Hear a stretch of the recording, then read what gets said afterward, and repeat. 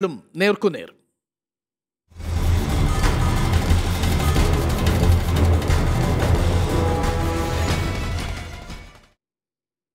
വയനാട് വൈത്തിരിയിൽ പോലീസുമായുണ്ടായ ഏറ്റുമുട്ടലിൽ മാവോയിസ്റ്റ് നേതാവ് CP ജലീൽ കൊല്ലപ്പെട്ടു. ഇന്നലെ രാത്രി തണ്ടർബോൾട്ടുമായുണ്ടായ വെടിവയ്പിലാണ് ജലീൽ കൊല്ലപ്പെട്ടത്. ഇവർക്കൊപ്പമുണ്ടായിരുന്ന ഒരാൾ പോലീസിന്റെ പിടിയിലായതായാണ് സൂചന. ഇന്നലെ രാത്രി 8 മണിയോടെയാണ് ലക്കിടിയിലെ ഉപവൻ റിസോർട്ടിൽ വെച്ച് മാവോയിസ്റ്റുകളും തണ്ടർബോൾട്ടും തമ്മിൽ ഏറ്റുമുട്ടലുണ്ടായത്. ഇരുവിഭാഗങ്ങളും റിസോർട്ടിനുള്ളിൽ വെച്ച് തന്നെ 15 മിനിറ്റോളം പരസ്പരം വെടിയുതിർത്തു. ഇതിനിടെ കാട്ടിലേക്ക് ഓടി രക്ഷപ്പെടുന്നതിനിടെയാണ് മാവോയിസ്റ്റ് നേതാവ് CP ജലീൽ തണ്ടർബോൾട്ടിന്റെ വെടിയേറ്റ് റിസോർട്ടിന്റെ സമീപത്തുള്ള കുളത്തിനടുത്ത് വീഴുന്നത്. പ്രാഥമികമായി അവിടെ ഇന്നലെ ഒരു റിസോർട്ടിൽ അവിടെ വന്നിട്ട് ഉണ്ടായിരുന്നു.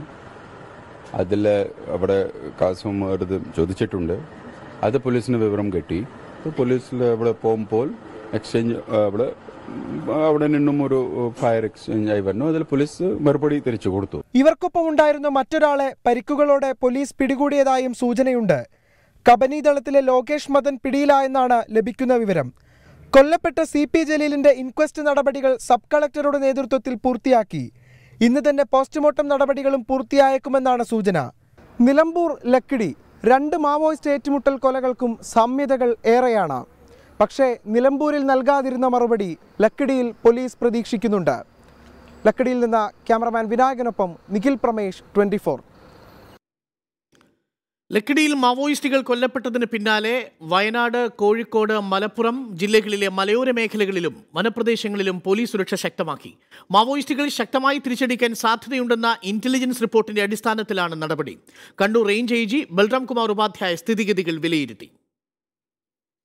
ലക്കിടിയിൽ നഷ്ടമാക്കിയ ജീവന് ശക്തമായ തിരിച്ചടി നൽകാൻ കബനി ദളത്തിലെ മാവോയിസ്റ്റുകൾ തയ്യാറെടുക്കുന്നതായാണ് ഇന്റലിജൻസ് റിപ്പോർട്ട്. ഇതിന്റെ പശ്ചാത്തലത്തിലാണ് വടക്കൻ കേരളത്തിലെ മലയോര മേഖലകളിൽ സുരക്ഷ ശക്തമാക്കിയത്.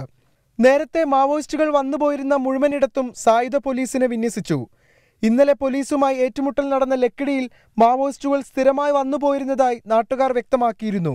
സുഗന്ധഗിരിക്കാട്ടിൽ 30ഓളം മാവോയിസ്റ്റുകൾ ഉള്ളതായി തണ്ടർബോൾട്ടിന് നേരത്തെ വിവരം ലഭിച്ചിരുന്നു.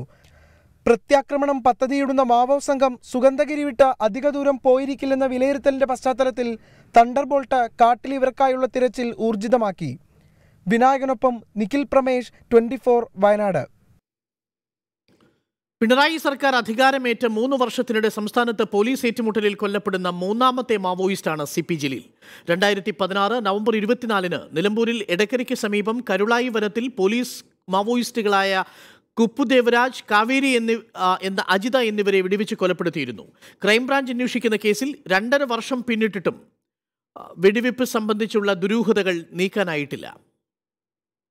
2016 നവംബർ 24-ന് നിലമ്പൂർ കരുളായി വനത്തിൽ വെച്ച് പോലീസിന്റെ നേരിട്ടുള്ള ആക്രമണത്തിലാണ് മാവോയിസ്റ്റുകൾ കൊല്ലപ്പെട്ടത്.